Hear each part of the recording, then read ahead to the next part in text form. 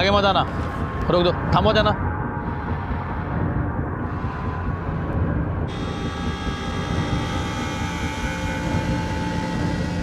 कुछ मिला? आराम से रोको।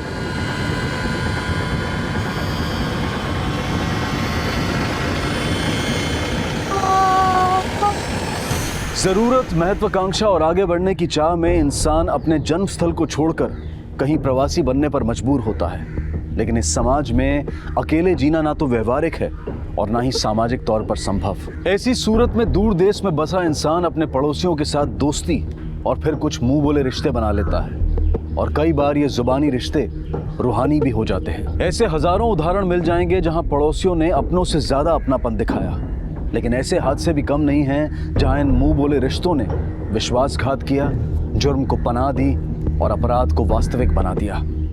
हमारा आज का ये एपिसोड ऐसी ही एक सामाजिक पहेली है।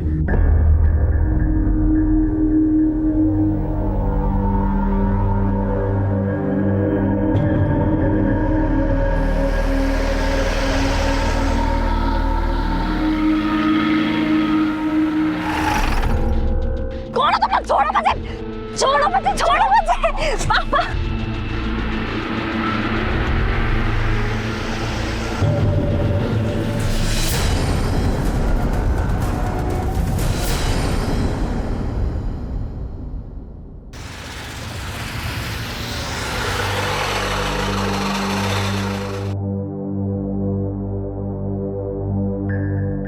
आपको कब पता चला कि आपके पति और बेटी लापता है? सर, रिया सुबह जिम के लिए निकली थी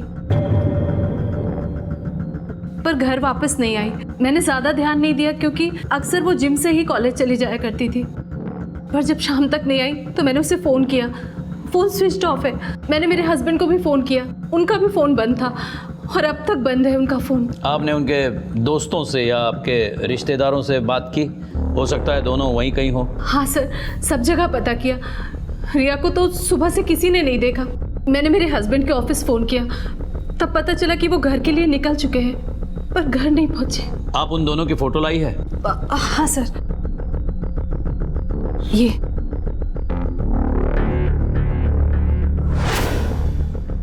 आपका किसी पे शक या किसी से दुश्मनी, झगड़ा? सर, ऐसी कोई दुश्मनी तो नहीं, पर हाँ, मेरे हस्बैंड ने बिजनेस के लिए 75 लाख रुपए कर्जा लिया था और वो उसे चुका नहीं पाए थे क्योंकि वो बिजनेस ही फेल हो गया।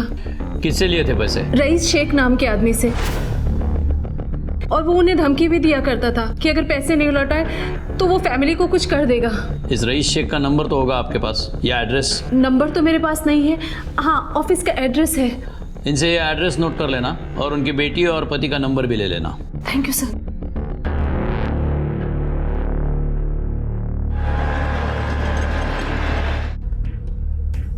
सर, ये नीलेश, रिया और नंदिनी के कॉल रिकॉर्ड्स हैं और इसके मुताबिक जिस वक्त किडनैपिंग हुई उस वक्त नीलेश का लास्ट लोकेशन उसका ऑफिस का दिखाई दे रहा है और रिया का घर से कुछ ही दूर एमजी चौक का दिखाई दे रहा है। इसका मतलब रिया गायब होने के कुछ ही देर बाद उसका फोन बंद हो गया। थोड़ा ये पॉसिबल है कि वो बाहर गई हो या किसी ने उसे अगवा किया हो।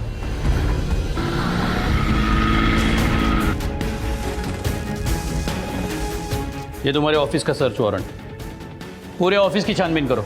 आप जरा बाहर जाइए, मुझे उनसे कुछ पूछताछ करनी है। Please sit sir.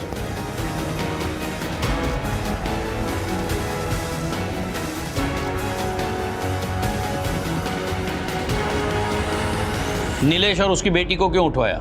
सर, मैं नीलेश और उसकी बेटी को क्यों उठाऊंगा? उसकी बेटी को तो मैं पहचानता भी नहीं हूँ। तुमने तो उसकी पूरी फैमिली को गायब करने की धमकी दी थी। देखिए सर, हमारे बिजनेस में इस तरह की बातें करनी पड़ती हैं और 2-4 हज़ार की बात नहीं है, पूरे 75 लाख की बात है और 75 लाख रुपए में मुझे अभी तक एक भी रुपया नहीं मिला है।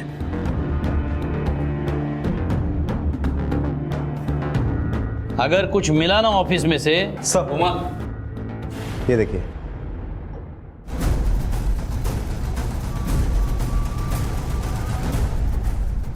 तुमने तो कहा नहीं उठवाया, तो ये रिकवरी एजेंट क्यों हायर किया था? सर, मैं रिकवरी एजेंट के थ्रू उसको उठवाने वाला था, लेकिन मैंने उसे उठवाया नहीं है। आप चाहे तो फोन करके रिकवरी एजेंट से पूछताछ कर सकते हैं। हेलो, क्या? ठीक है सर, नीलेश वापस आ गया। मुझे अपनी नहीं, हमारी बेटी की चिंता है। एक पूरा दिन 24 घंटे हो गए और उसकी कोई खबर नहीं। पता नहीं कहाँ होगी, किस हाल में होगी। नीलेश, मैंने पुलिस में कंप्लेंट की है, वो लोग कोशिश कर रहे हैं ना। कोशिश कर रहे हैं तो अभी तक उसकी कोई खबर क्यों नहीं है? नहीं, मैं उसे खुद ढूंढ लूंगा। मैं किसी के सहारे नहीं बैठने वाला। फिलहाल तो आपको खड़ा रहने के लिए भी सहारे की जरूरत है। क्या आप बता सकते हैं आप कहाँ थे और आपकी ये हालत कैसे हुई? सर, वो कल मैं जब ऑफिस से निकला तो अचानक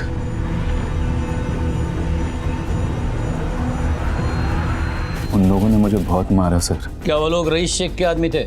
पता नहीं, हो सकता है सर, क्योंकि उसी ने मुझे धमकी दी थी। नीलेश, मेरा पैसा लौटा दे वरना ऐसी जगह भेजूंगा जहां तू सोच भी नहीं सकता। मैं रईस का पैसा है, हलक में हाथ डालकर निकाल लूंगा तेरे। पहचान सकते हो उन्हें?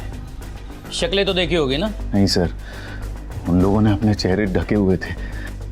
कुछ बताया उन्होंने कि तुम्हें क्यों उठाया, क्यों मारा? वो बोल कम मार ज्यादा रहे थे। मैंने कहा ना, अपना घर बेच दे वरना अपने जान से जाएगा। मानिक शाह, नीलेश वो लोग मानिक शाह के लोग हैं क्या?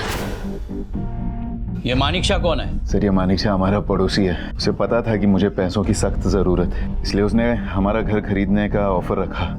वो कीमत बहुत कम लगा रहा था। मुझे पैसों की सख्त ज़रूरत थी, कर्जा चुकाना था, इसलिए मैं तो मान गया, लेकिन नंदिनी ने साफ मना कर दिया। उसके बाद से उसने धमकी देना शुरू कर दिया। क्या हाल है मोटा भाई? बस अरे कब से कह रहा हूँ ये फ्लैट मेरे को दे दो, अभी मान जाओ ना, वरना मनाना पड़ेगा मुझे तुमको। और ये जो ऊपर वाला है ना, इसका जो हुक्म है वो तो मुझे मानना ही पड़ेगा ना।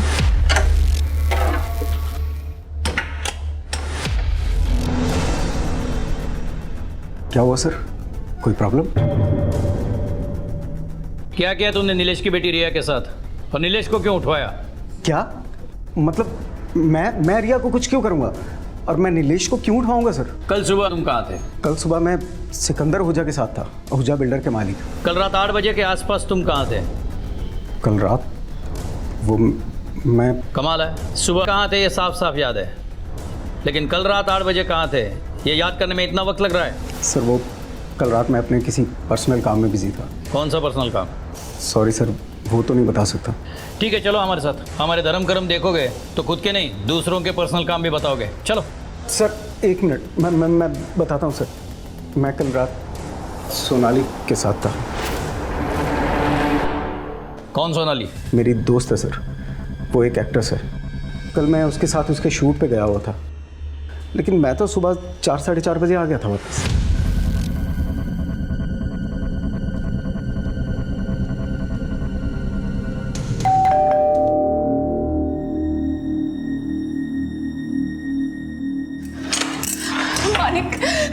मानिक, वो मेरे घर में चोरी हो गई है, सब कुछ चोरी हो गया। मानिक, तुम मेरे साथ अभी चलो, अभी पुलिस के पास चलो। मानिक,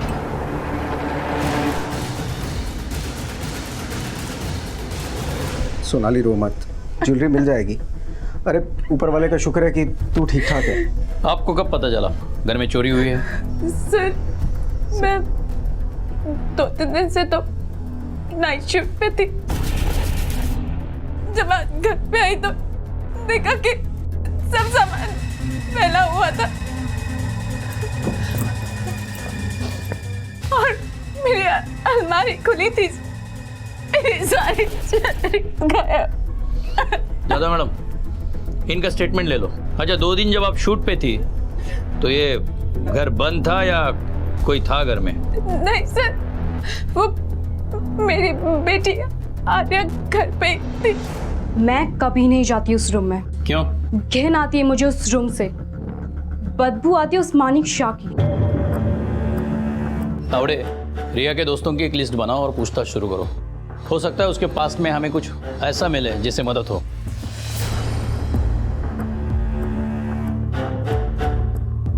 इसी एक ही प्रीमाइसेस में एक लड़की गायब हो जाती है। उसी शाम उसका बाप और उसके घर के पास से ही घर में गहने चोरी हो जाते हैं। ये इत्तेफाक नहीं हो सकता। सर, आपको क्या लगता है ये तीनों क्राइम एक दूसरे से जुड़े हुए हैं? शायद, क्योंकि नीलेश पे कर्जा था। रईस पैसों के लिए उसके जान के पीछे पड़ा था और लगभग उतने ही पैसों की चोरी हुई जितना नीलेश पे कर्जा था। चोरी या तो नीलेश कर सकता है या माणिक। सर नीलेश के पास तो क्राइम करने का मोटिव है, लेकिन माणिक अपने गर्लफ्रेंड के घर में क्यों चोरी करेगा? नीलेश को फंसाने के लिए। आर्या भी चोरी कर सकती है अपनी माँ को सबक सिखाने के लिए। सोनाली के घर के आसपास के सारे चाबी वालों से पूछताछ करो, कहीं आए दिन किसी ने सोनाली के घर के डुप्लीकेट चाबी तो नहीं बनवाई, है ना? तावड़े, इन तीनों के घर की तलाशी लो। अगर इन तीनों में से किसी ने चोरी की है तो गहने उन्हीं के घर में मिलने चाहिए।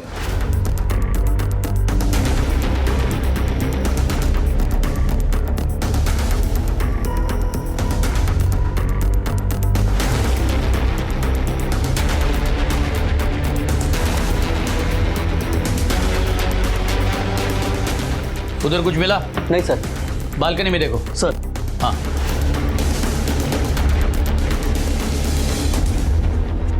सर ये क्या हो रहा है, मुझे तो कुछ समझ में नहीं आ रहा। हमारी बेटी गुम हो गई है, मैंने इतनी मार खाई है कि मैं ठीक से अपने पैरों पर खड़ा भी नहीं हो पा रहा हूँ। हमें आपकी मदद की जरूरत है, उल्टा आप हमारे ही घर की तलाशी ले रहे हैं। सर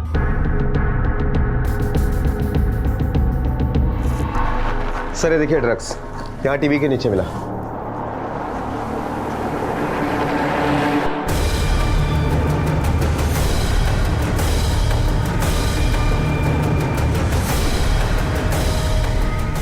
तावड़े, रिया के कॉल रिकॉर्ड्स फिर से चेक करो। उसके बेडरूम में ड्रग्स मिलने का मतलब यह है कि एक तो वो ड्रग्स लेती है या बेचती है। इन दोनों सूरत में उसके मोबाइल में ड्रग सप्लायर या पैडलर का नंबर मिलना चाहिए। देख लो ज़्यादातर किस नंबर पे वो बात करती थी। और हाँ, वो सोनाली की बेटी आर्या के बारे में कुछ पूछताछ की तुमने? जी सर, बिल्कुल काम से काम रखने वाली लड़की है। सोसाइटी में, स्कूल में उसके कोई दोस्त नहीं है, बस अपनी ही धुन में रहती है। और सर हमने सोनाली के घर पर भी पूछताछ की तो वहाँ हमें ऐसा कुछ भी नहीं मिला जिससे ये साबित हो सके कि चोरी आर्या ने ही की है। हम रिया पे कॉन्सेंट्रेट करते हैं क्योंकि ड्रग इंसान से कुछ भी करवा सकता है। ये चोरी तो मामूली चीज़ है। हो सकता है कि रिया ने ही ज्वेलरी चोरी की हो और वो गायब हो गई।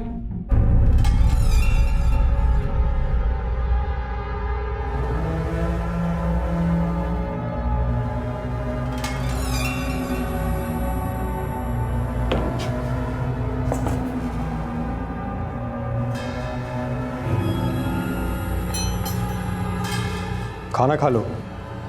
नहीं खाना मुझे। देखो प्लीज, मुझे मुझे मुझे कुछ खाना नहीं चाहिए। मुझे मुझे थोड़ी सी ड्रग दे दो प्लीज दे दो। देखो मेरी हालत देखो, मैं मर जाऊंगी।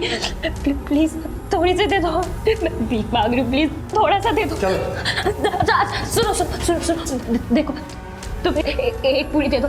एक नहीं तो अच्छा एक दो दे दो, प्लीज दे दो प्लीज। तुम्हें पैसा चाहिए? नहीं, तुम्हें ना जो करना है वो कर लो। तुम्हें जो करना है ना वो कर लो। रिया क्या कर रही हो? बंद करो बदतमीजी। आप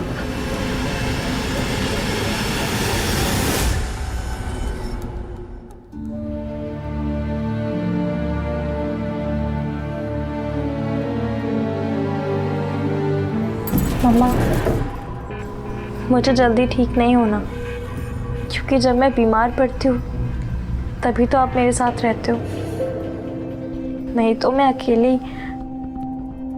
मम्मा प्लीज़ आप मुझे छोड़ के मत जाओ प्लीज़, मैं ना खुद ठीक हो जाऊंगी, प्लीज़ मम्मा। अरे नंदिनी, तुम ऑफिस नहीं गई? नीलेश, रिया की तबीयत नहीं ठीक है। अब तुम बहाने मत बनाओ, रिया को सिर्फ बुखार है। तुम ऑफिस नहीं गई तो सैलरी कटेगी, पता है ना तुम्हें? पर नीलेश, तुम जाओ, टेंशन मत लो, मैं संभालूंगा इसको।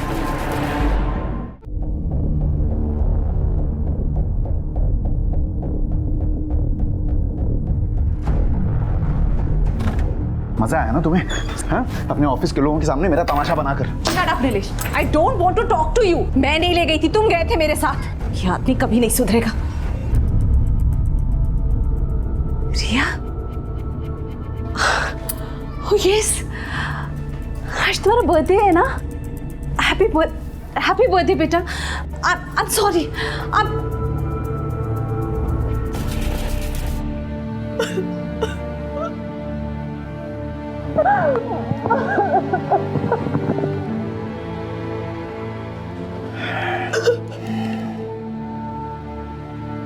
नंदिनी,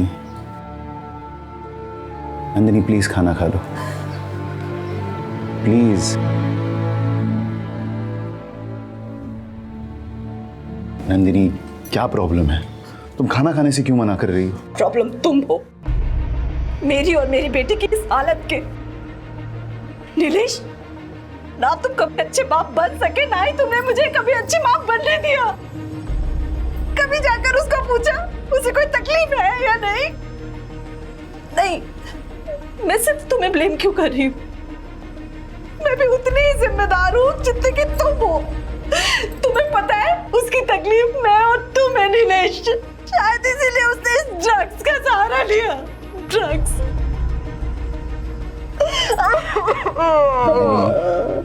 नंदिनी इसमें तुम्हारी कोई गलती नहीं है, गलती सारी मेरी है और मैं सच में इस गलती को सुधारना चाहता हूँ। प्लीज रो मत, प्लीज मत रो, प्लीज मत रो। हमारी रिया वापस आ जाएगी।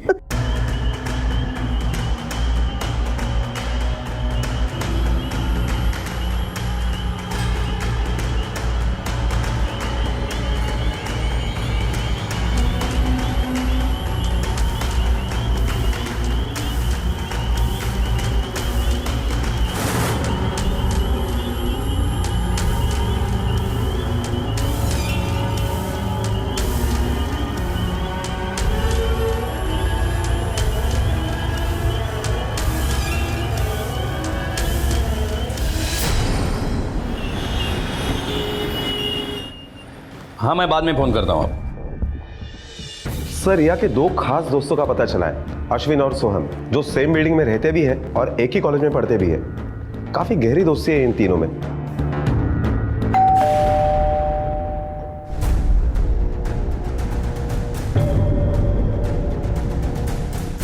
कौन है सोहम?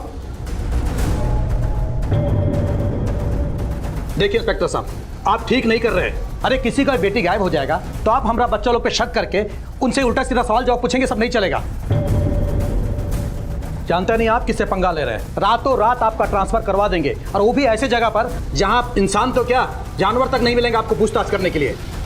लेके आओ इन्हें। इंस्पेक्टर साहब, बेटा इंस्पेक्टर साहब ठीक नहीं कर रहे हैं। बेटा चिंता मत करो, हम हैं। अच्छा ये बताओ, रिया ड्रग्स लेती है?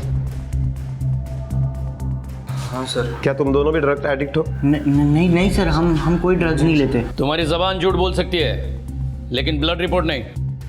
तावड़े, टेस्ट करवाओ दोनों का। ओके सर, चलो। सर पर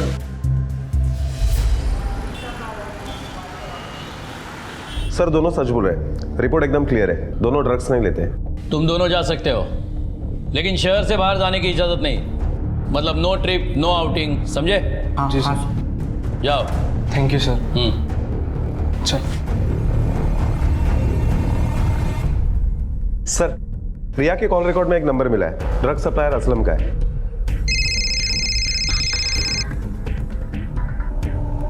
हेलो,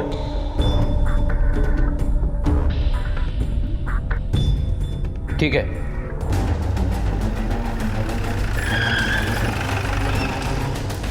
क्या हो?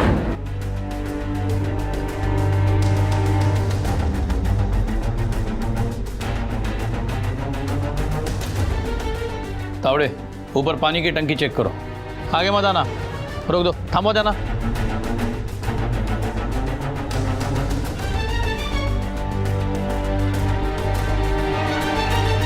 कुछ मिला?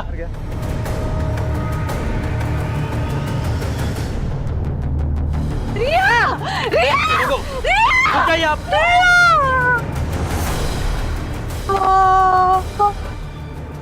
जिस रिया और उसकी नशे की लत को आधार बनाकर पुलिस अपनी तहकीकात कर रही थी, वही रिया अपनी ही बिल्डिंग की पानी की टंकी में मृत पाई गई। पर रिया के कत्ल ने एक बात तो साफ कर दी थी कि वो अकेली नहीं थी, बल्कि उसके साथ कोई और भी था। यह संभव है कि चोरी के गहनों की वजह से ही उसका कत्ल हुआ हो और कातिल कोई ड्रग सप्लायर या उसका कोई जानकार ही हो। रिया के कॉल रिकॉर्ड से मिला एक नंबर असलम नाम के ड्रग सप्लायर का था, जिससे रिया ड्रग्स लेती थी। अब पोस्टमार्टम की रिपोर्ट के बाद पुलिस ने अपनी तहकीकात को सही दिशा देने की एक नई शुरुआत की। सर ये रही रिया की पोस्टमार्टम रिपोर्ट और इसके मुताबिक रिया की मौत 6 तारीख को रात को 11 से 1 बजे के बीच में दम घुटने की वजह से हुई और रिया के मरने के बाद उसके सर पर किसी सख्त चीज से चोट हुई है। इसका मतलब कत्ल के बाद लाश पे चोट आई है। हो सकता है तावड़े के 12 बजे टंकी में पानी कम होगा, कातिल ने लाश को छुपाने के लिए उसे सर के बल फेंका होगा, लाश के सर पे चोट आई होगी और पानी में खून बहा होगा। एक काम करो तावड़े, असलम को उठाओ। ठीक है सर।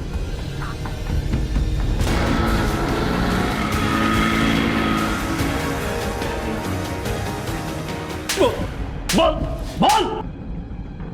सब मैं काय के लिए मारेंगे उसको साहब? वो मर गई मतलब मेरा 3 लाख का नुकसान हो गया ना। ये 3 लाख रुपया मेरे को ही देना पड़ेगा। ऊपर कौन सा मेरा बाप लोग है साहब, वो तो कैसे सुनेगा कि वो मर गए मतलब 3 लाख रुपया छोड़ दिया। रिया के मरने के बाद मेरा मरने के चांस तो पक्का है। चल जा, दोबारा बोले तो आना, ढूंढना ना पड़े, समझे? हाँ साहब। तावड़े, रिया ने असलम को 3 लाख रुपया उधार चुकाने का प्रॉमिस किया था 1 हफ्ते में। इतनी बड़ी रकम वो लाती कहाँ से? चुप हो जा बेटे, चुप हो जा। जाने वाले को कोई रोक नहीं पाया है। ऊपर वाले के आगे किसी की मर्जी नहीं चलती।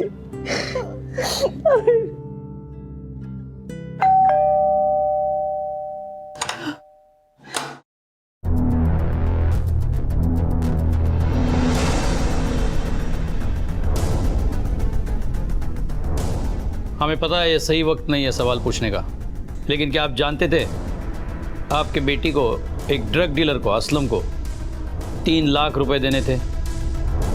क्या तुम जानती थी? हम अपनी बच्ची को जान ही कहाँ पाए नीलेश, टाइम ही कहाँ दिया उसे। बस अपनी अपनी उलझनों में उलझे रहे हम लोग।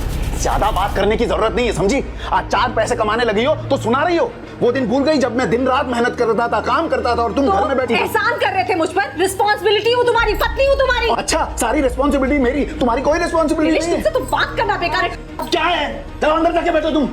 नीलेश देखो, इस तरह ऊंची आवाज में बात मत क्या करो मुझसे। तुम चुप। सुना नहीं तुमने क्या बोला उसने? जाओ अंदर। यहाँ क्यों खड़ी हो तुम? जाओ। आप लोगों का झगड़ा देखने खड़ी नहीं हुई हूँ मैं, रिपोर्ट कार्ड पे साइन चाहिए थे।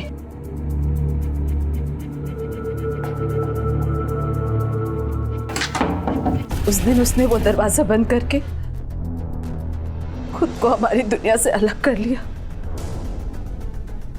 और आज वो दरवाजा हमेशा के लिए हमारे लिए बंद हो गया। हम मर भी जाए तो भी हमारे गुनाहों की माफी नहीं है। बहुत बड़ा दिल था मेरी बच्ची का, सब कुछ अकेले सहती रही। हमें माँ बाप होने का हक ही नहीं है। नहीं है हक हमें माँ बाप होने का। अब जो कुछ भी हुआ उसकी जिम्मेदार मैं हूँ। नीलेश, नीलेश, नीलेश, दरवाजा हो। नीलेश, दारू बुढ़ा। नीलेश, अरे क्या हुआ? हेलो,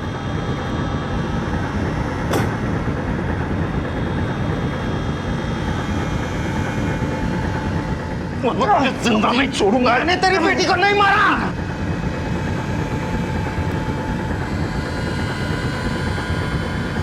मैंने नहीं मारा तेरी बेटी को। सर बचा लीजिए सर। सर ये पागल हो गया, मुझे बाहर डालेगा। मैं इसको जिंदा नहीं छोड़ूंगा। सर इसी ने मेरी बच्ची को मार डाला एक फ्लैट के लिए। मुझे इससे परसों रात को इसने मुझे क्या धमकी दी थी?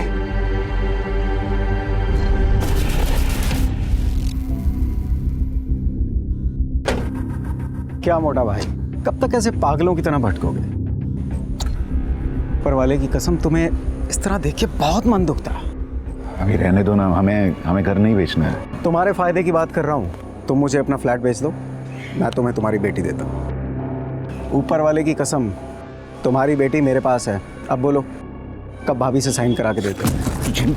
ऐसा नहीं करना मोटा भाई, बेटी जिंदा चाहिए ना तुमको, तो ऐसा नहीं करना, वरना उसको जिंदा से मुर्दा बनाने में ना मुझे टाइम नहीं लगेगा। ये बात तूने पहले क्यों नहीं बताई? सर मैं डर गया था सर। मुझे लगा कि अगर मैं आप लोगों के पास आ जाऊंगा तो ये मेरी बच्ची को मार देगा, और इसी ने मेरी बच्ची को मारा है सर। मैं इसको मार डालूंगा, एक फ्लैट के लिए इसने मेरी बच्ची को मारा है, मैं इसको मार दूंगा सर। मुझे अगर फांसी भी चढ़ना पड़ेगा तो मैं मार डालूंगा इसको। सर मैं झूठी धमकी दिया था। जब मेरे को पता चला कि रिया गायब है तो मैंने सोचा क्यों ना इस बात का मैं फ़ायदा उठाए। लेकिन सर ऊपर वाले की कसम खा के बोलता है कि मेरे को नहीं पता रिया को किसने गायब किया और किसने मारा। मैंने तो बस एक तुक्का मारा था ताकि रिया के वापस आने तक वो मेरे को अपना फ्लैट भेज दे बस।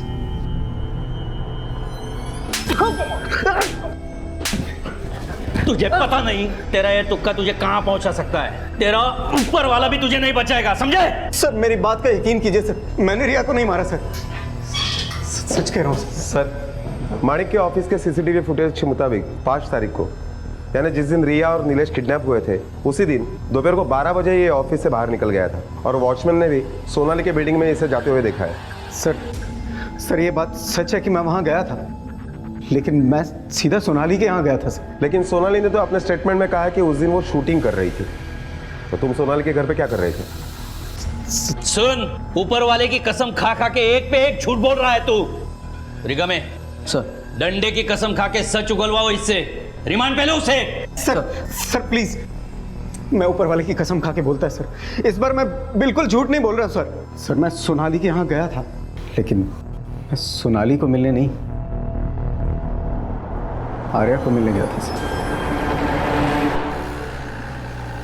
मानिक सच बोल रहा है, उस दिन मुझसे मिलने वो आया था। क्या हुआ, शौक लग रहा है? प्रॉब्लम क्या है? मेरा और उसका रिलेशन है, तुम्हारे जितना खास दोस्त वो मेरा भी है। आर्या,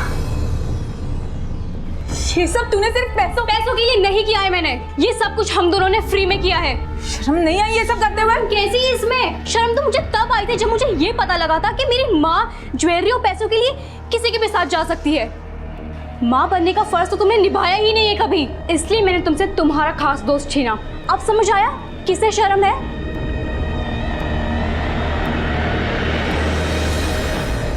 आवड़े, जिन लोगों से अभी पूछताछ की उन लोगों के कॉल रिकॉर्ड्स और लोकेशन का पता करवाओ, और ये देखना कि अश्विन और सोहम की छोटी सी इन्फॉर्मेशन भी मिस ना हो जाए। उनके कंप्यूटर के IP एड्रेस ले लो और देखना कंप्यूटर में ये लोग क्या करते हैं। कहीं डिजिटल होने का फ़ायदा तो नहीं उठा रहे हैं, या हिंदी फिल्म देख के कोई प्रैक्टिकल तो नहीं कर रहे हैं।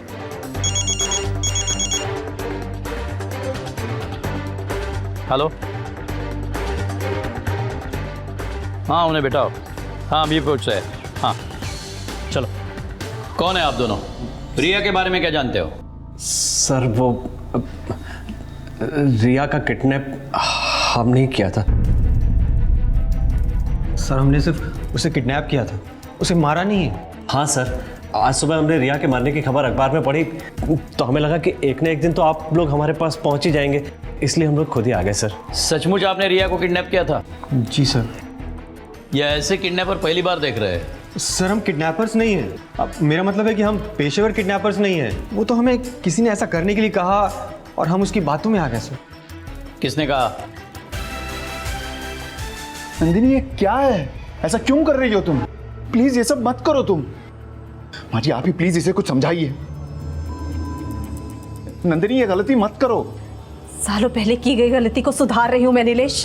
तुम्हारी जिद, तुम्हारे तमाशों के सामने अगर घुटने ना टेकती तो शायद आज मेरी बच्ची जिंदा होती। मुझे तुम्हारे साथ 1 मिनट भी नहीं रहना, अब तलाक चाहिए मुझे।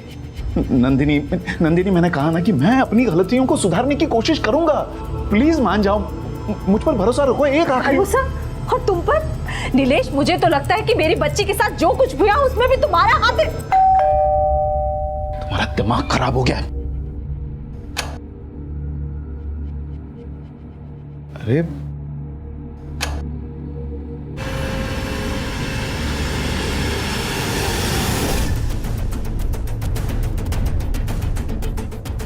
चलो अंदर।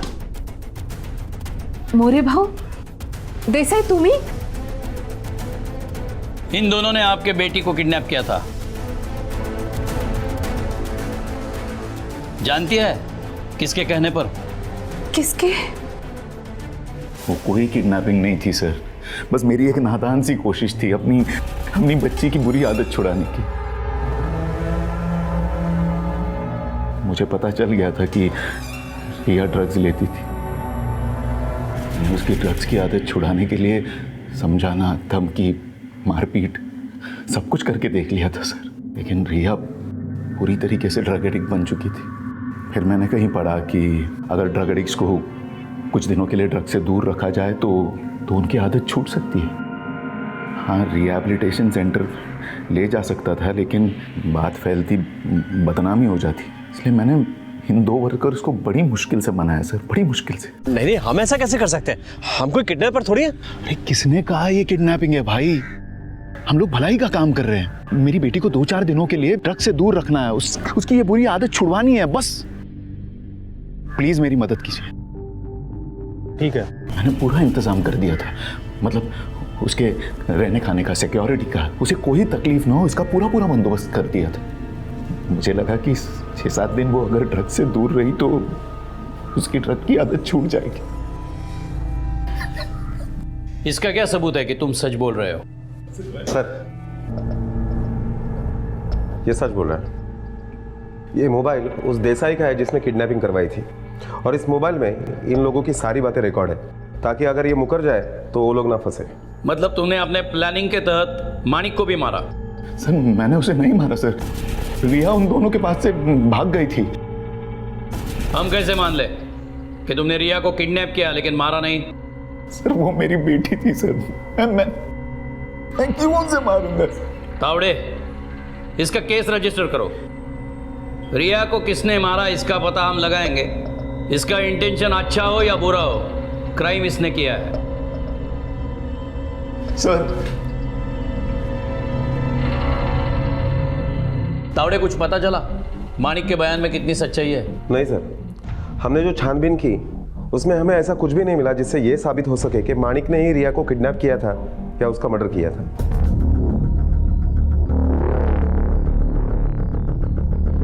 नीलेश, तुम्हें सिर्फ जमानत मिली है, हमें इन्फॉर्म किए बगैर शहर मत छोड़ना। जी। लेकिन तुम जाओगे कहाँ? घर तो तुम्हारे बीवी के नाम है और उसने तो तलाक के लिए अर्जी दी है। तुम्हारे इस रिया के किडनैपिंग के प्लानिंग का दूसरा कोई अच्छा असर नहीं हो सकता। सारी गलती मेरी है सर, मैं उसे मनाने की पूरी कोशिश करूंगा। उसके अलावा मेरा है ही कौन? और जब तक नंदिनी नहीं मानती तब तक मैं मेरी सास के घर रह लूँगा। मेरे घर से बस 4 बिल्डिंग दूर ही है। मतलब बीवी घर में नहीं रखेगी लेकिन सास रखेगी? सर, उस घर में कोई नहीं रहता, इन्वेस्टमेंट के नाम पर लेके रखा हुआ घर है। उसकी चाबी हमेशा मेरे पास ही रहती है। Thank you sir. तावड़े, इसे नहीं पता कि अनजाने में इसने हमें क्या बताया है। इसका और एक ठिकाना है जो आज तक हमें पता नहीं था।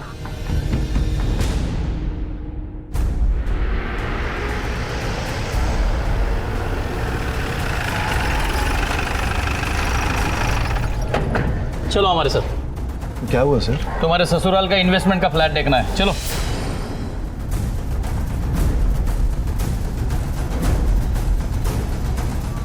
पूरे घर की तलाशी लो।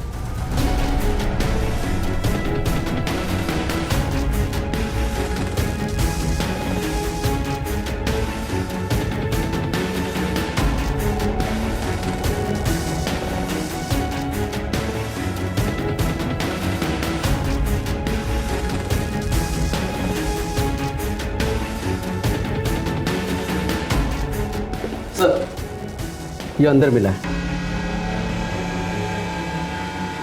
सर, ये मिला। सर, कुछ पैसे भी मिले। चोरी के डर से ये सारी चीज़ें 10 जगह छुपाए रखी थी। हैं? चलो अब तुम्हारे समझदारी का इनाम देते हैं। अब बिना लग लपेटे सच बोलो, वरना अगर हम लपेटने पे आ जाए तो जिंदगी भर खुद को खोल नहीं पाओगे तुम। बोलो अब। सर, वो मुझ पर 75 लाख का कर्जा था। एक तरफ रईस धमकी दे रहा था मुझे और दूसरी तरफ नंदिनी घर भेजने के लिए तैयार नहीं थी। फिर एक दिन मैंने रिया को फ़ोन पर बात करते हुए सुना। हाँ देख, तू टेंशन मत ले। देख, 5 तारीख को सोनाली आंटी घर पे नहीं रहेगी। हाँ, मैं जाके सारे गहने साफ कर लूँगी। हाँ चल।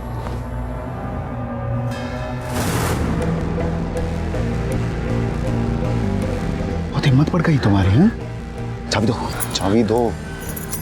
ड्रग्स तो लेती ही थी तुम, अब तुमने चोरी भी करना शुरू कर दिया। मैंने वो चाबी रिया को चोर बनने से बचाने के लिए उससे छीन ली थी, पर फिर मुझे लगा कि रईस से छुटकारा पाने का इससे बेहतर तरीका और कोई नहीं हो सकता। मैंने ज्वेलरी चोरी करने का प्लान बना दिया। इस प्लान के चलते मैंने पहले रिया को किडनैप करवाया, फिर मैंने सोचा कि उसे 5-6 दिन कहीं छिपा कर रखूंगा, उस दौरान चोरी कर लूंगा और फिर जब मामला ठंडा हो जाएगा तो फिर उसे वापस ले आऊंगा। रिया का किडनैप होते हुए मैंने देखा था। मैंने कुछ देर इंतज़ार किया, फिर मैं सोनाली के बिल्डिंग गया और डुप्लीकेट चाबी से उसके घर का दरवाज़ा मैंने खोला।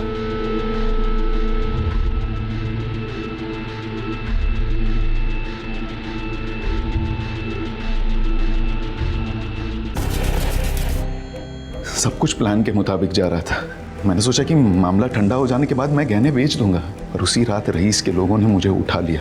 फिर नंदिनी ने रिया की मिसिंग कंप्लेंट फाइल कर दी। रईस का नाम लेने में खतरा था, इसलिए मैंने मानिक को फंसा दिया, और उसी रात फिर रिया भी वहाँ से छूटकर भाग गई। सर मैं उसे बचा सकता, उसके लिए कुछ कर सकता, उससे पहले उसका कत्ल हुआ। सर मैं सच कह रहा हूँ, मैं क्रिमिनल नहीं हूँ सर। जो कुछ मैंने किया मैंने अपने फैमिली के लिए, अपने आप को बचाने के लिए किया। तू भी नहीं, हर क्रिमिनल यही कहता है कि वो निर्दोष है।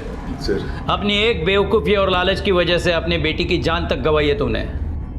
जो कुछ न करके बहुत कुछ पाना चाहते हैं, उनका अंत यही होता है। कलयुग में कोई किसी का साथी नहीं होगा, अपने ही एक हाथ को दूसरे का सहारा नहीं होगा।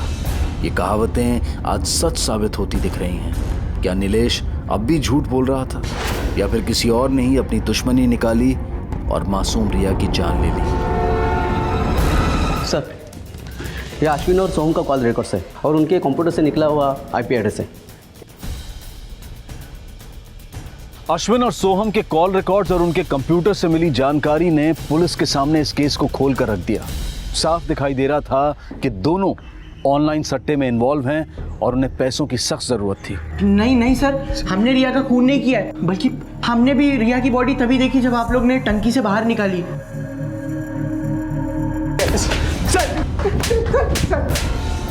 ये क्या है? तुम्हें लगा सीसीटीवी कैमरा खराब हो गया है, इसलिए कोई सुराग नहीं मिलेगा, लेकिन तुम लोग जब रिया के साथ थे तो 2 लड़कियां अपना सेल्फी निकाल रही थी, और उसके बैकग्राउंड में तुम लोग साफ दिखाई दे रहे हो। और ये सेल्फी 6 तारीख को रात को 11 बजे निकाली गई है। उन लड़कियों ने रिया के मर्डर की खबर पढ़ी और फोटो देखी, और जागरूक नागरिक का फर्ज अदा किया। पुलिस स्टेशन आई और फोटो दी। सुन, पुलिस की मार अच्छी चीज नहीं है, इसलिए जल्दी सच बोलो। सर हम लोग 5 तारीख को सोनाली आंटी के यहाँ चोरी करने वाले थे सर। चोरी भी हुई सर, लेकिन हमें हमारा हिस्सा नहीं मिला सर, क्योंकि रिया गायब हो गई थी सर। क्या यार, रिया ने बेवकूफ़ बना दिया। चाबी हमने बनवाई और गहने लेकर वो भाग गई। सर वो वापस आई सर, वो घर जाती उससे पहले ही हमने उसे लिफ्ट के पास पकड़ लिया था सर। गहने का सब बेच गई। यहाँ बात करना ठीक नहीं है, एक काम करते हैं, टेरेस पर जाते हैं, ऊपर बात करेंगे। चल सर। फिर हम उसे टेरेस पे लेके गए सर। सर हम तो उसे टेरेस पर सिर्फ बात करने के लिए लेकर गए थे। सोहम, देख सोहम तू समझ नहीं रहा, मेरे पापा ने मेरा किडनैप करवाया था, इतनी मुश्किल से देख हमें तेरी ये झूठी दर्द भरी कहानी नहीं सुनी है, समझी ना रिया? तू हमें हमारा हिस्सा दे दे, और देख जैसा तू समझ रही है ना कि हम दोनों बेवकूफ है, वैसे हम है नहीं। देख तुझे मानना है मान, भाड़ में जा। सोहम क्या किया यार? सर नशे और जुए की लत ने तुम दोनों को क्रिमिनल बनाया है। सलमा, 1 सेकंड होल्ड कर। मेरे खीसे से पैसा निकाली तू? 1 मिनट, मैं तेरे को चोर नहीं लगती है? अब्बा से पूछ जा कि अब्बा ने निकाले होंगे पैसे। अब्बा, अब्बा, अब्बा मेरे खीसे में से पैसा लिया तुम? है? मेरे खीसे में से पैसा लिया क्या तुम? अरे मान लो खुदा ना खास्ता मैंने ले भी लिया तो कौन सी आफत आ गई? बापू दे रहा, किला बिला की इतना बड़ा किया है तो इतना सा भी हक नहीं मेरा? अब्बा तुम भी ना। मैं भी ना, मतलब कुछ नहीं, रहने दो। बात करता है। तू मेरी बात समझ आई? दोनों की मंगनी को 11 महीने हो गए, लड़का भी अच्छा है, अगर अभी टालम टोल किया ना तूने लड़का हाथ से निकल जाएगा, कह रहा हूं मैं। मेरी बात मान, बात करके देख। और पैसे का मैटर मेरा है ना, पैसे का इंतजाम मैं कर लूंगा, तू बात कर जाके। क्या बोला तू? पैसे का इंतजाम कहाँ से करेगा तू? इतना सारा पैसा इतनी जल्दी कहाँ से खड़ा करेगा बाबा? आई कर लूंगा मैं, चलो। ए बाबा, हाँ कुछ उल्टा सीधा काम नहीं कर रहा है ना तू? बोल मुझे। आई आई क्या तू भी ना सुबह सुबह कुछ भी बोलती है। मेरा भाई जान दे देगा पर कोई गलत काम नहीं करेगा। कुछ गलत काम करेगा भी ना तो जान ले लूंगी मैं तेरी। समझ लेना तू, इस बात का भरोसा रखना दोनों। आई सुन, वो दिन कभी आएगा ही नहीं। जो बाबा ने गलती की है ना आई, वो मैं कभी नहीं करूंगा। आई मेरा काम एकदम सीधी नाक पे होता है। छोड़, तू टेंशन मत ले। भाई तू डब्बा तो भूल ही गया अपना। ला दे। रुक मैं आती हूँ।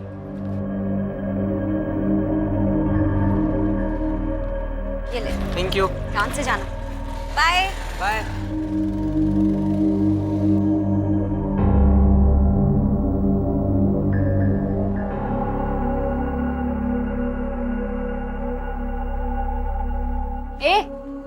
सुनना, मेरे को थोड़ा पैसा चाहिए।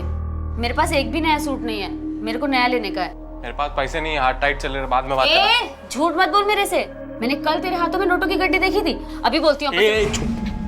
अब्बा वो मत बोलना, वैसे भी पैसे मेरे नहीं थे, वो सुनील के पैसे थे, दे दिए मैंने उसके पैसे। तेरे को सूट चाहिए ना, मैं दिलाएगा तेरे को सूट। अभी अब्बा को कुछ मत बोलना। शाबिर। हाँ चल आया।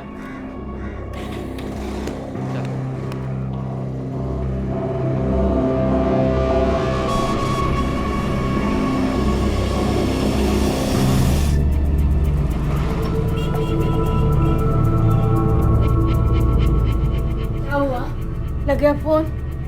उसको नहीं लग रहा है तो शाबिर को लगा। चल। आई शाबिर भाई का फोन भी बंद आ रहा है, दोनों का नंबर लगा रही हूँ लेकिन किसी का नहीं लग रहा। अरे देवा, काय झालं असेल? इतनी देर तो कभी नहीं लगती उसको दुकान से आने में। कुछ कांड तो नहीं ना किया उसने? आई तेरे पास एक ही रिकॉर्ड है क्या बजाने को? तुझे भरोसा नहीं है क्या भाई पर? कैसे रखो भरोसा, आखिर खून तो उसका ही है ना। कुछ भी बड़बड़ाती रहती है आई तू। बड़बड़ाती रहती हूँ, फिक्र हो रही है मुझे, क्या हुआ होगा? आई कुछ नहीं हुआ होगा, मैं दुकान पर देख कर आती हूँ।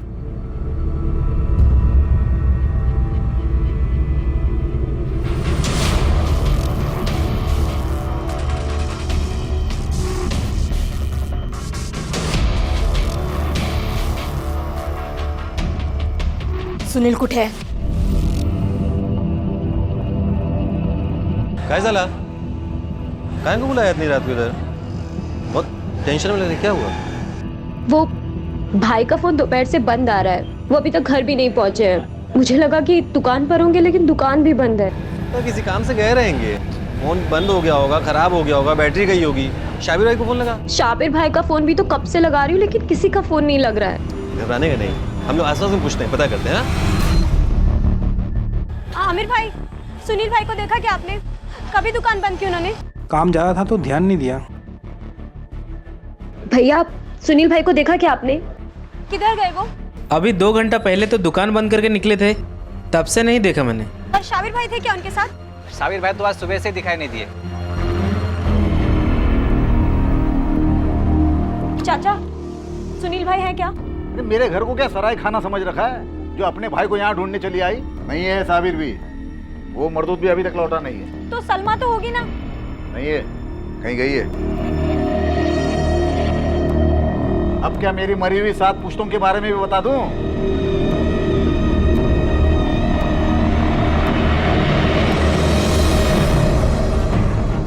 निशा घर आई थी, अब्बा से कुछ बात कर रही थी, कहीं उसे कुछ पता तो नहीं चल गया?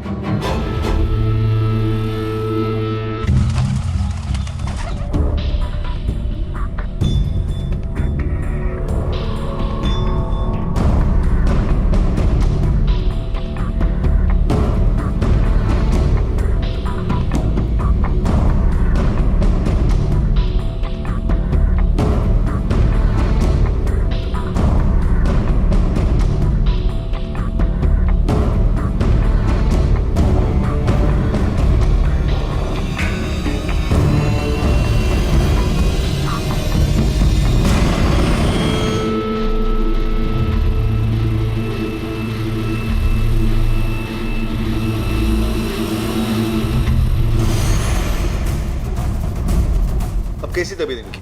अब सेफ। क्या हम लोग उनका बयान ले सकते हैं? नहीं अभी नहीं, वो एनेस्थीसिया के इफेक्ट में है, आपको कुछ घंटे वेट करना होगा।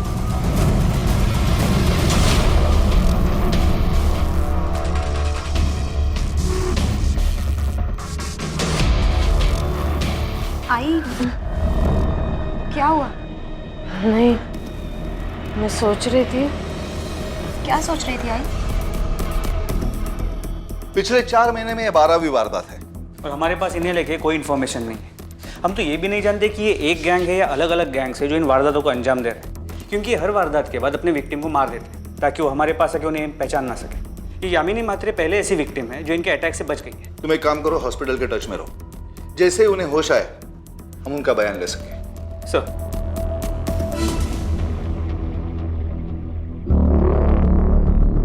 कल से गायब है और कॉल भी नहीं आया।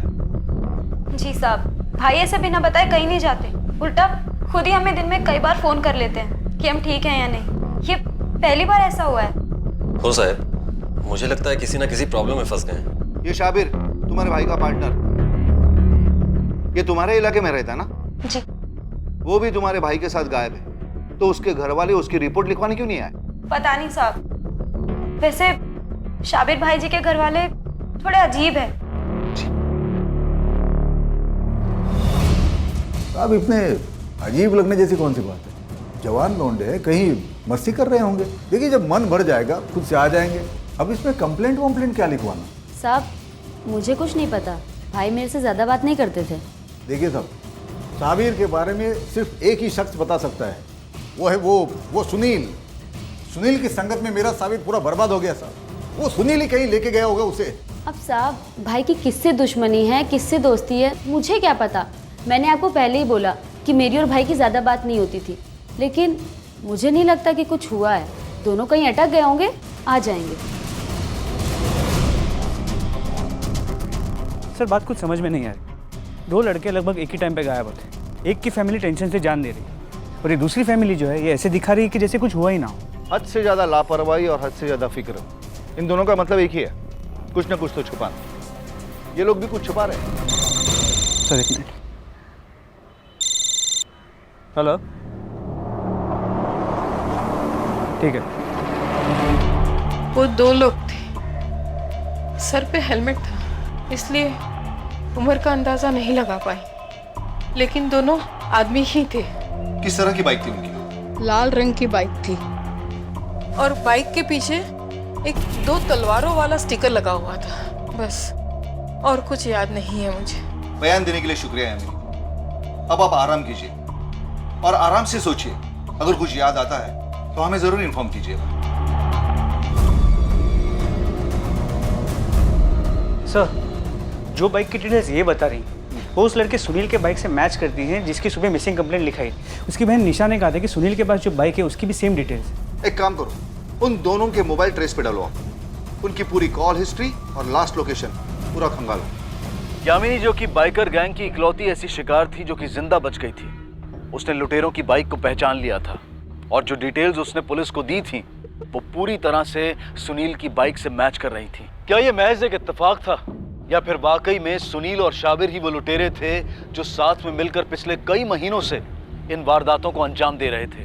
अगर सच्चाई यही थी तो ये तय था कि इन दोनों का गायब होना भी कोई हादसा नहीं बल्कि किसी सोची समझी साजिश का एक हिस्सा था। मेरा भाई जान दे देगा पर कोई गलत काम नहीं करेगा।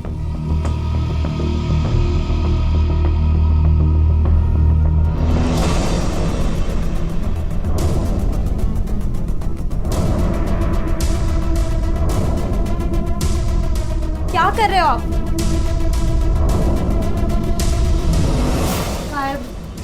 क्या कर रहे हो? क्या ढूंढ रहे हो?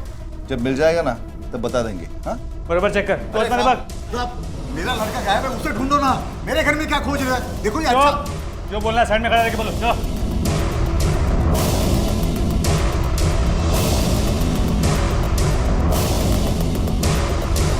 साहब ये सब पुराना कपड़ा है साहब। साहब बर्तन वाले को दे दीजिए। इस जेवर और कपड़े किसके हैं? मेरे हैं साहब। कहाँ से है? रसीद है इनकी? मेरे भाईजान ने दी है मुझे, तो रसीद भी तो भाईजान के पास ही होगी ना। अरे क्या ढूंढ रहे हो आप लोग? अगर ऐसा ही है ना तो लो तलाश और अच्छे से लेना, लेकिन कुछ नहीं मिलेगा आपको। मुझे पूरा भरोसा है अपने भाई पर, उसने कुछ गलत नहीं किया। सर कुछ नहीं मिला। आप लोगों को हमारे साथ आना पड़ेगा। क्यों साहब? क्यों? जब्त करो इसे। ऐसे कैसे जब्त करो? ये चोरी का माल नहीं है, हमारी मेहनत की कमाई है। हम लोग गरीब हैं, इसके लिए ऐसे जुल्म नहीं कर सकते साहब। आप देखो, हम बवाल मचा देंगे, हम धरना लेके आएंगे थाने। चुपचाप खड़े रहो। हाँ सर, हम यहाँ से निकल रहे हैं। ले चलो इन्हें। मैंने क्या किया है? कहाँ लेके जा रहे हो मुझे?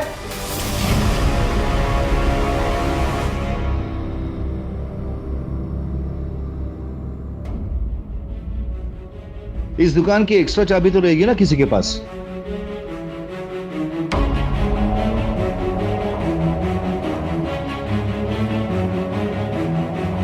अरे सुना नहीं क्या? मेरे पास भी चाबियां नहीं है। भाईजान हमेशा अपने पास ही रखते हैं चाबियां। सावंत, एक काम करो, चाबी वाले को बुलाओ और ये ताला खुलवाओ। हो सर।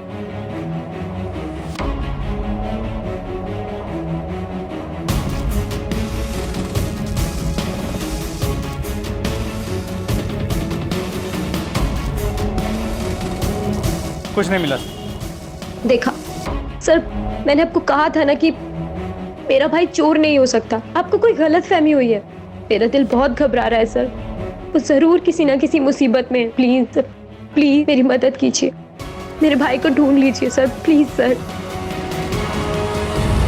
शाबी रानी, सुनील, दोनों के कॉल रिकॉर्ड्स और मोबाइल लोकेशन से कोई ऐसी कड़ी नहीं मिलती जो इन्हें बाइकर गैंग से लिंक कर सके।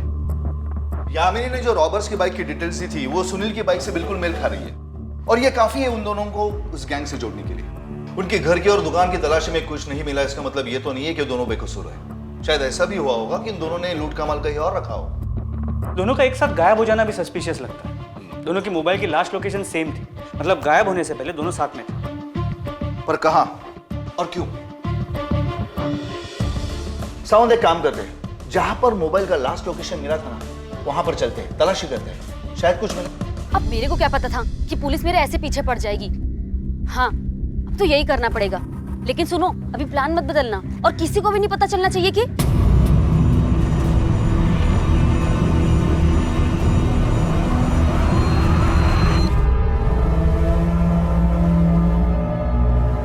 मेरा भाई कहाँ है सलमा? मुझे क्या पता तेरा भाई कहाँ है? मैं कोई पुलिस वाली है? पुलिस वाली नहीं, चोर है तू। तू क्या छुपा रही है हम सबसे? टेढ़ी हो गई है, मैं क्या छुपाएगी तेरे से? तो फिर उस दिन तूने पुलिस से झूठ क्यों बोला कि तेरे पास चाबियां नहीं है करके? शाबिर भाई ने मुझे खुद बताया था कि उन्होंने चाबियों का एक सेट तुझे दिया था।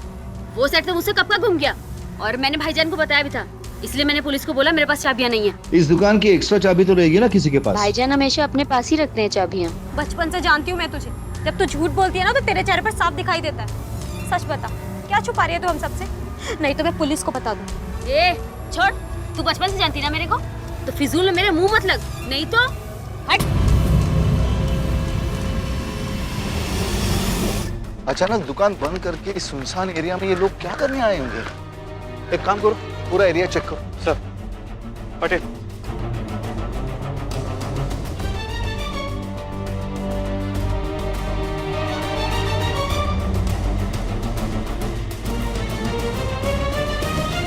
सर, ये देखिए रस्सी।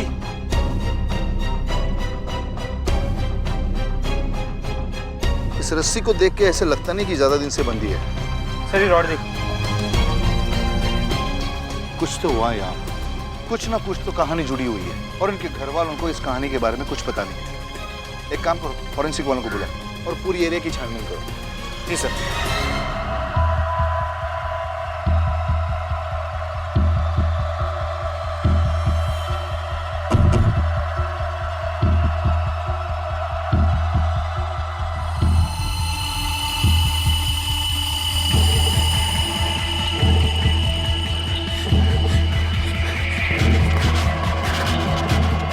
शोर मचाया ना, यहीं पे मार दूंगा।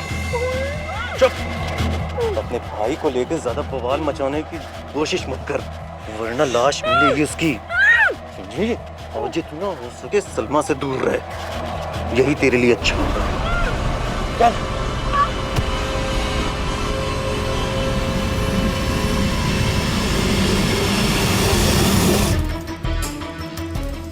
साहब दोनों बहुत अच्छे लड़के थे, अपने काम से काम रखते थे, न किसी के लेने में थे न किसी के देने में थे। साहब पढ़ने लिखने में तो दोनों बंडल थे साहब। नौकरी नहीं मिली तो कर्जा लेकर डीवीडी की दुकान खोली। किससे लिया था कर्जा? मुझसे लिया था साहब कर्जा। कितना कर्जा लिया था और वापस कब किया? 5 लाख पहले किश्तें दी और बाकी का 3 लाख रुपया अभी 2 हफ्ते पहले ही देकर सारा कर्जा अदा कर दिया साहब। मुझे नहीं पता कि भाई के पास इतने पैसे कहाँ से आए, लेकिन अब भाई को पूछोगे तो वो आपको जरूर बताएंगे। मैं बस इतना जानती हूँ कि मेरे भाई ने कुछ गलत नहीं किया होगा। ये तुम्हारे माथे पे चोट कैसी? कल जब पुलिस थाने आई थी तब तो नहीं थी? वो मेरा पैर फिसल गया था और मैं दीवार से टकरा गई। पक्का वो पैसे सुनील के होंगे साहब। हमारे साबिर के पास तो हमको देने के लिए पैसे नहीं होते थे। अब एक काम करो, सुनील को ढूंढो, वही बताएगा लफड़ा क्या है। अरे उसके चक्कर में मेरा लौंडा फंस गया है, पता नहीं किधर होगा, क्या करता होगा। उसके चक्कर में मतलब क्या बताऊं साहब आपको, ये सुनील का तो खून ही गंदा है। उसका बाप, हाँ, हमारे बाबा चोर थे, जेल में थे पिछले कई सालों से। गणपत पवार नाम है उसका। एक आम बैंक रॉबरी केस में 6 साल की सजा हुई थी, 6 महीने पहले रिहा हुआ। और 6 महीने पहले इस गैंग ने अपनी पहली रॉबरी की थी। हो सर। हो सकता है कि गणपत पवार जेल से निकलने के बाद अपने बेटे सुनील को लेकर एक नया गैंग बनाया और अपनी वीडियो लाइब्रेरी की धंधे के आड़ में अपना ये नया गैंग चला रहा। ऐसा हरगिज नहीं हो सकता। भाई नफरत करते थे बाबा से। जब वो जेल में थे तब भी हम में से कोई उनसे मिलने नहीं गया, और उनके जेल से आने के बाद न कभी हमने उनकी शक्ल देखी न कभी उन्होंने हमारी। लेकिन शाबिर के बाप का कहना है कि झूठ बोलता है वो आदमी, नफरत करता है मेरे बेटे से। वो हमेशा चाहता था कि शाबिर उससे ज्यादा पैसे कमाए, चाहे रास्ता कैसा भी हो। लेकिन मेरे सुनील ने उसे अपने साथ लिया। अरे वो चोर की औरत आपको कुछ भी बताएगी और आप मान लोगे साहब? आपको पता है, आप ही बताओ, कौन सा बाप चाहेगा कि अपना लड़का गलत लाइन पकड़े? ये सुनील गलत लाइन पे था, पता था मुझे, इसलिए मैं साबिर को उसकी सोबत करने के लिए मना करता था। अगर इतना ही शरीफ था आपका बेटा तो अचानक गायब क्यों हो गया? 3 लाख जैसी बड़ी रकम उसने एक साथ कैसे चुकता कर दी? कहां से लाया था इतना पैसा? जवाब दो। नहीं पता साहब, मुझे नहीं पता उसके पास इतना पैसा कहाँ से आया। कहाँ से आया उसके पास इतना पैसा? मुझे पहले इससे भरोसा नहीं था उस पे। मुझे लगता था वो अपने बाप पे ही जाएगा, और गया वो अपने बाप पे। उसने मेरा भरोसा तोड़ दिया। चला गया वो, चला गया। सर, रॉड पे मिले खून की फोरेंसिक रिपोर्ट, खून शाबिर का है और उस पे सुनील के फिंगरप्रिंट्स भी है। साफ है सुनील ने शाबिर को मारा और उसकी बॉडी को ठिकाने लगा दिया। मतलब अगर ये दोनों इस बाइकर गैंग के मेंबर थे और वारदात को अंजाम देते थे तो इसका मतलब है इनकी जोड़ी अब टूट चुकी है। और अगर ऐसा है तो शहर में अब नई वारदात नहीं होनी चाहिए। उंगलियों के निशान और खून, ये किसी भी जुर्म में वो सबूत होते हैं जिन्हें झुठलाया नहीं जा सकता, क्योंकि इनकी नकल नहीं की जा सकती। और पुलिस को एक ही जगह से सुनील की उंगलियों के निशान मिले थे और शाबिर का खून। ऐसे में पुलिस का ये मानना गलत नहीं था कि सुनील एक मुजरिम है जिसने किसी विवाद की वजह से अपने पार्टनर शाबिर का खून कर दिया था। भाई मारो मत, मुझे जो है ले लो ना। सर, ये बाइकर गैंग का ही काम लगता है। पीछे से गुजरने वाले एक आदमी ने ये सब होते हुए देखा था और डर के भाग गया। उसने कहा कि 2 लोग बाइक पे थे और बाइक का हुलिया बिल्कुल वही था जो सुनील की बाइक का है। अगर ऐसा है तो वो रॉड पे शाबिर का ब्लड और सुनील के फिंगरप्रिंट्स मिलने का क्या मतलब हो सकता है? सर, फिर तो एक ही बात हो सकती है, सुनील अपने बाप गणपत के साथ मिलकर सब कर रहा है। इतने सारे सर्कमस्टेंशियल एविडेंस सामने होने के बावजूद भी सुनील की बहन अपने भाई को गलत मानने को तैयार नहीं थी। उसकी सोच और पुलिस की समझ आमने सामने थी, लेकिन इन दोनों में से कोई एक ही सही हो सकता था।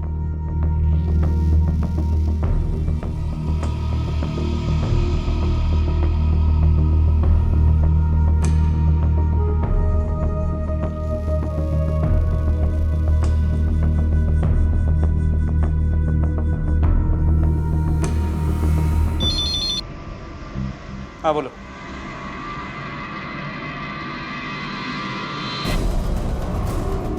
बॉडी को पोस्टमार्टम के लिए ले जाओ। भाईजान, भाईजान, अब भाईजान को क्या हुआ? उठाओ भाईजान। ये क्या हो गया? क्या हो गया? ये इकलौता लौंडा था मेरा,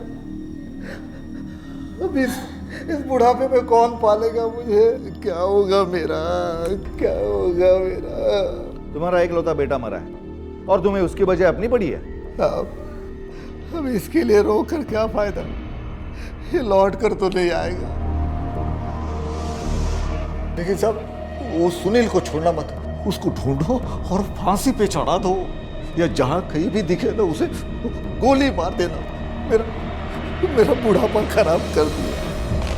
सर, शाबिर की पोस्टमार्टम रिपोर्ट।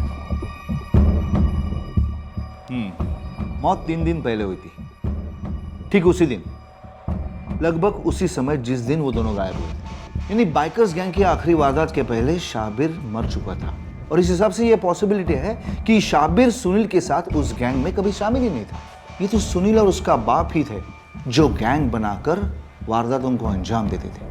जब शाबिर को ये पता चला तो इन दोनों ने उसे मार डाला और खुद गायब हो गए। सावंत, एक काम करो, ये गणपत का पता लगाओ और सुनील का फोटो न्यूज़पेपर में छपवाओ as a wanted criminal. Yes sir.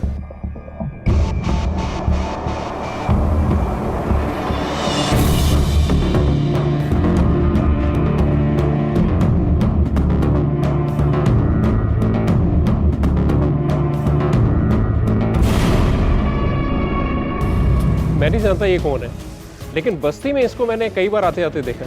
कभी देखा है कि ये कहाँ आता था, किससे मिलता था? ये मालूम नहीं है साहब। वो पिछली गली में सावित्री रहती ना, उसी के घर में घुसते हुए देखा था मैंने एक बार।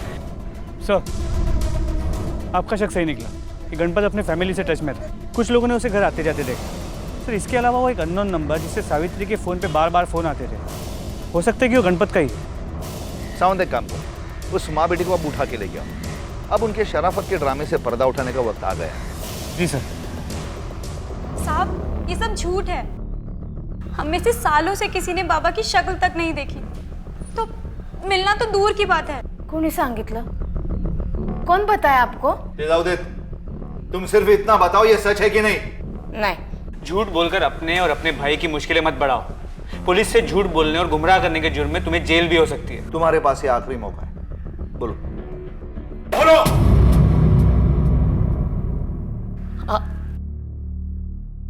मिली थी उनसे। जेल से छुटने के बाद उनका फोन आया था साहब मेरे को। वो मुझसे मिलना चाहते थे, घर आना चाहते थे। अब क्या लेने हैं? अब चले जाइए। मेरी बात आप चले जाइए। सुनो तो मेरी, अरे मेरी मुझे बात नहीं सुननी है तुम्हारी बात। अरे मेरी चोरी चक्कर लाट क्या क्या चल रहा है? कुछ बुरा असर नहीं पड़ रहा है? मुझे मत बता, कुछ मत बता, कुछ मत बता। बैठो बैठो, एक मिनट बैठो, मैं नहीं बैठना है मुझे। सब मैं अकेले संभाल रही हूँ। चोरी चक्कर लाटने पर क्या क्या चल रहा है तुम्हारे? अब कोई गलत काम नहीं। नहीं, मैं मुझे विश्वास ही नहीं। आप चले जाओ, आप चले जाओ, आप चले जाओ।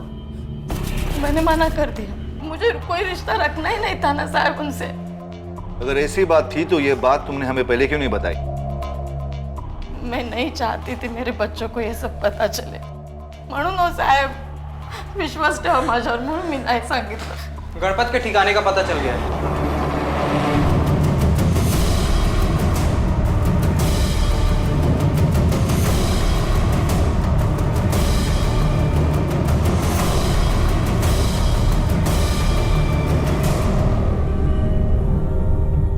जिंदगी भर तो कोई रिश्ता नहीं रखा उनसे, अब मरने के बाद क्या रिश्ता?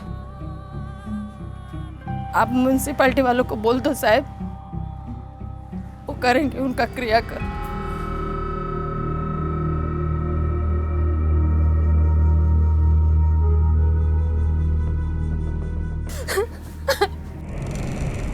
सर, पोस्टमार्टम रिपोर्ट के हिसाब से गणपत की मौत शाबिर के मौत के कुछ घंटों बाद हुई थी। लेकिन अगर जैसा हम सोच रहे थे कि गणपत सुनील की इन वारदातों में मदद करता है, तो सुनील उसे क्यों मारेगा? सावंत, इससे भी बड़ा और एक सवाल है। शाबिर और गणपत की मौत एक ही दिन कुछ घंटे के अंतर से हुई। 3 दिन बाद जो रॉबरी की वारदात हुई वो किसने की? यानी कि शाबिर और गणपत के अलावा और भी कोई तीसरा शख्स है जो सुनील का साथ दे रहा है। सर आ जाओ। सर, इसका नाम आमिर है, सुनील की बस्ती में ही रहता है। इसका कहना है कि 3 दिन पहले इसने सुनील की बहन निशा को किसी के साथ देखा था।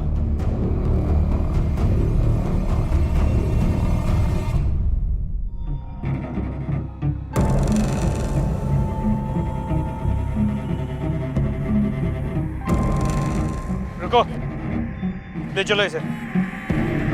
कहाँ ले जा रहे हो मुझे? इंस्पेक्टर साहब कहाँ ले जा रहे हो मुझे? 3 दिन पहले अंधेरे कोने में घुसकर एक आदमी से बात कर रही थी तुम। कौन था वो आदमी? सर आपको कैसे? जो पूछा गया उसका सीधा सीधा जवाब दे। कौन था वो? सर मुझे नहीं पता कि वो कौन था। मैं तो मेडिकल शॉप से दवा लेकर आ रही थी। उसने मुझे रास्ते में पकड़ लिया और धमकी दी कि अगर मैंने किसी को कुछ भी बताया तो वो मेरे भाई को मार डालेगी। बस इसलिए मैंने आपको कुछ नहीं बताया। पहचानती हो उसे? नहीं सर, उसका चेहरा कपड़े से ढका हुआ था। मैं उसकी शक्ल तो नहीं देख पाई, लेकिन क्या? लेकिन मैं उसकी आवाज़ पहचान गई थी।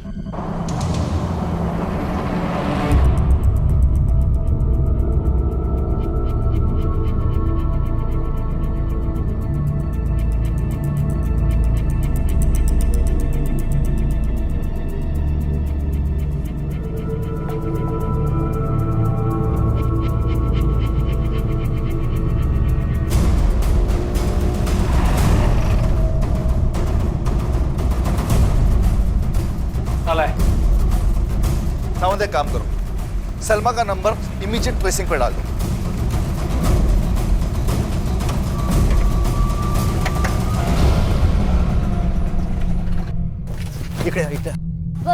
यहाँ क्यों रुके हम? अरे सुन, मेरे को बैग दे, मैं छुपा के आता हूँ, तू घर जा। नहीं हम तो साथ जाने वाले थे ना। अरे बाबा मैं आता हूँ ना, बैग छुपा के। नहीं मैं घर क्यों जाऊंगी? नहीं घर जा तू, मैं छुपा के आता हूँ। हम जहाँ जाएंगे साथ जाएंगे, मैं कहीं नहीं जा रही। पकड़ो उसे।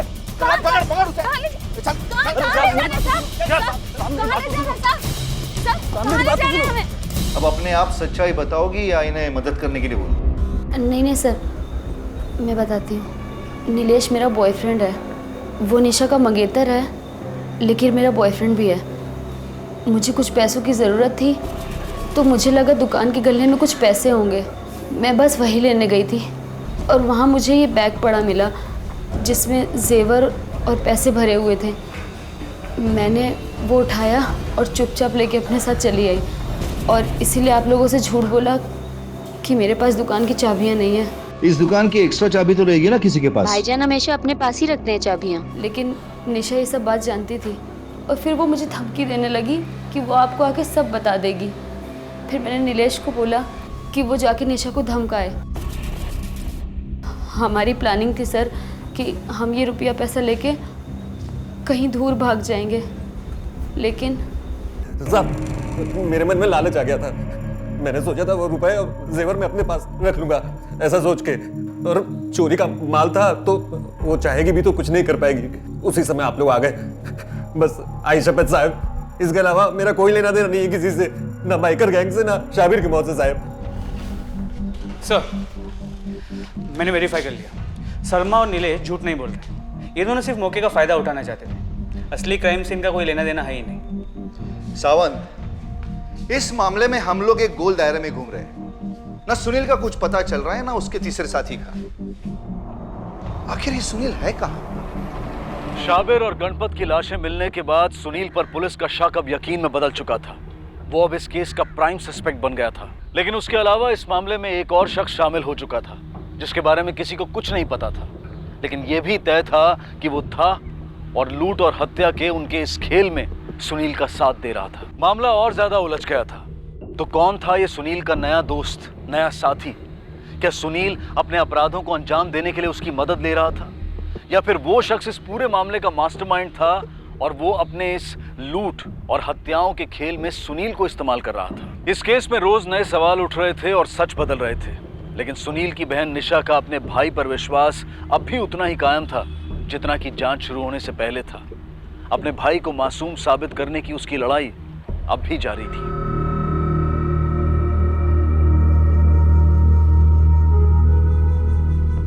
कुछ नहीं होगा आई, कुछ नहीं होगा इससे। आई छोड़, गलत है तेरा भाई, मुजरिम है वो, अपने बाप पे गया है, सारा भरोसा तोड़ दिया उसने मेरा। छोड़ दे ये। आई कुछ नहीं किया मेरे भाई ने, मुझे भरोसा है उस पर, और आज मेरे भाई को मेरे भरोसे की जरूरत है। मैं दूंगी उसका साथ, चाहे कोई मेरा साथ दे या ना दे, मैं दिलाऊंगी अपने भाई को इंसाफ। मैं ढूंढ कर लूंगी उसे, आई ढूंढ लूंगी उसे। तू हट जा मेरे सामने से। सावंत, हमें इस केस को हर एंगल से देखना होगा। अगर इस मामले में हम लोग आगे नहीं बढ़ पा रहे तो हो सकता है कि हमारा रास्ता गलत भी हो सकता है। मैं कुछ समझा नहीं सर। इस केस में हम सुनील से पहले से ही दोषी मानकर चल रहे हैं, लेकिन यह भी हो सकता है कि सुनील एक मुजरिम होने की वजह खुद एक विक्टिम हो। हमें यह भी नहीं भूलना चाहिए कि हमारे तमाम कोशिशों के बावजूद भी हमें आज तक सुनील की एक भी खबर नहीं मिली है। मुझे तो लग रहा है कि कोई खेल खेल रहा है जिसमें शाबिर, गणपत और खुद सुनील उस खेल की शिकार हो। सावंत, पता करो कि सुनील की बाइक उसके अलावा और कौन कौन चलाता था। सर ऐसा बोले तो पूरा एरिया ही चलाता था साहब, जिसको भी जरूरत पड़ता था वही मांग लेता था बाइक, और सुनील भाऊ कभी किसी को मना नहीं करता था, बस दे देता था। कोई ऐसा था जो उसकी बाइक ज्यादा ले जाता हो? अब ये कैसे बोल सकता है साहब अपन, लेकिन हाँ शाबिर का बाप कई बार चलाता था उसकी बाइक। ये शफाकत कहाँ है? साहब पता नहीं, अभी थोड़ी देर पहले ही इधर जाते हुए देखा है। रुक!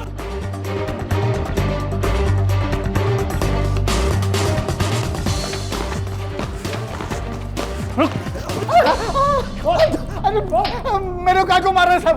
तब मैंने कुछ नहीं किया, तब मैंने कुछ नहीं किया।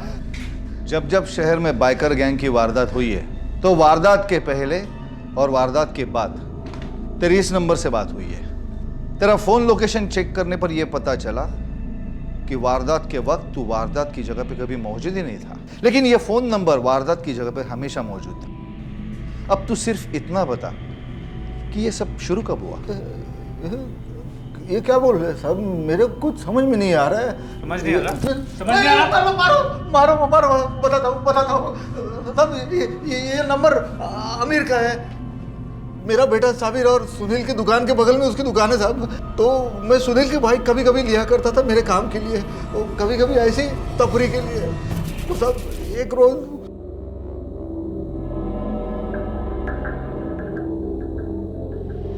चाचा अस्सलाम वालेकुम। सलाम। सब खैरियत? सब खैरियत चाचा। चाचा हम एक नया काम शुरू कर रहे हैं, उसके लिए ना एक बाइक चाहिए थी हमें, तो बाइक दोगे चाचा हमें? नहीं भाई, ये बाइक मेरी नहीं, वो तो सुनील की है। अरे चाचा चिंता मत करो, हम काम करेंगे, थोड़ा हम कमाएंगे, थोड़ा आपका भी तो देंगे ना। ऐसा? आप टेंशन मत लो, बस सुनील से बात करो आप।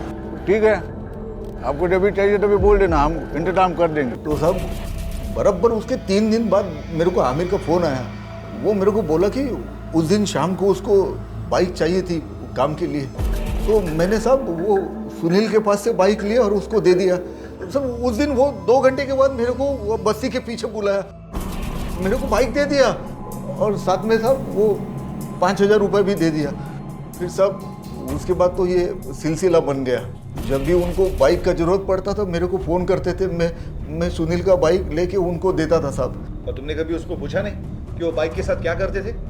मेरे को तो पैसा मिलने से मतलब था ना, मैं काय को पूछेगा। कौन सा काम? चाचा तुम्हें आम पसंद है ना, तुम आम खाओ, हम दे रहे हैं ना।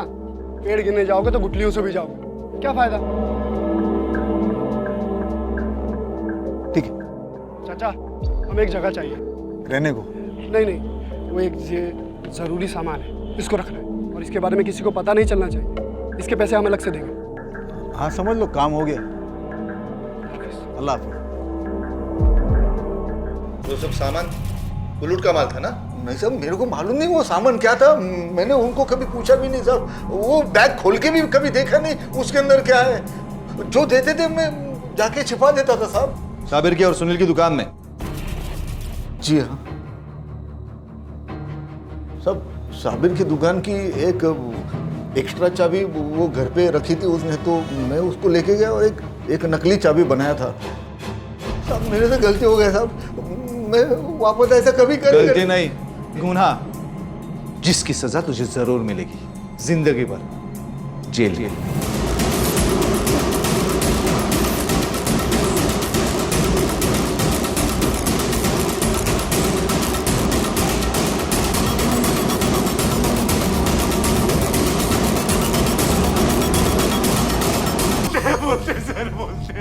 सब सही चल रहा था साहब, लेकिन एक दिन जब मैं सुनील की दुकान पे किराए की टीवी लौटाने गया। तेरे को पता है मेरे को ये सब नहीं पसंद, मेरी दुकान में रखा है ये सब यार। तू पागल है साबिर, को मना किया था ना मैंने। सुनील को लगा कि वो बैग सब बिका है। सुनील भाई ये सीडी। हाँ ठीक है जाओ।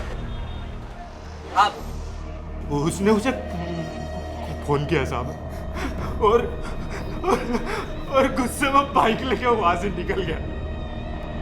हेलो, मेरा रज़ाक कहाँ है तू? और उसके बाद आमिर ने मुझे बताया और हम दोनों उसके पीछे निकल लिए। शाबिर मड़ की तरफ गया था सर किसी काम से, तो सुनील भी उधर ही पहुंचा और जब हम दोनों वहां पहुंचे तो देखा कि खोल दे यार मुझे। चुप! तू जानता है ना, मैंने इतने सालों से अपने बाप की शक्ल नहीं देखी क्योंकि मेरा बाप एक चोर है। तू जानता है मुझे बुरे कामों से और बुरे आदमियों से सख्त नफरत है। किस बैग के बारे में बात कर रहा है? मैं कुछ नहीं जानता यार, खोल दे। एक काम करता हूँ, मैं जाता हूँ पुलिस के पास। पुलिस से सच निकलवाएगी तुझसे। मत बोल तू सच। उसे क्यों मारा तुम लोगों ने? नहीं साहब, उसे किसने मारा ये भी हमें नहीं पता साहब। हमें वो भी नहीं पता। हमने उसे नहीं मारा साहब।